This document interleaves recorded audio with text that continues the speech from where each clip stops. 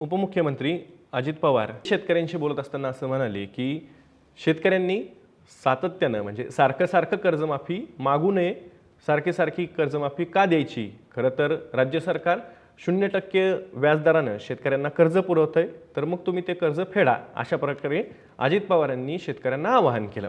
राज्य सरकारच्या प्रमुखांनी जर का शेतकऱ्यांना कर्जमाफीची ग्वाही दिलेली असेल किंवा आश्वासन दिलेलं असेल, तर ते पूर्ण करण्यासाठी त्यामध्ये शेतकऱ्यांना किंवा शेतकऱ्यांवरती एक प्रकारे खेकसून काही उपयोग होणार नाही.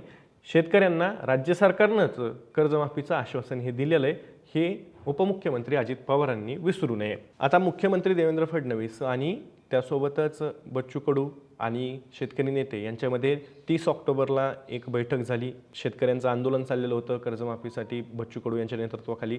अर्थात बच्चू कडू यांच्या आंदोलनामागे नेमक्या काय प्रेरणा होत्या, हा प्रश्न आता उपस्थित केला जातोय. कारण की 30 जून ही तारीख घेऊन शेतकरी नेते आणि त्यासोबतच बच्चू कडू यांनी माघार घेतली.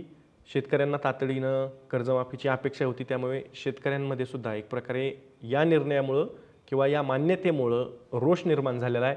आणि दुसरीकडे असंही बोललं जातं की देवेंद्र फडणवीस यांनी बच्चू कडू यांना मॅनेज केलेलं आहे.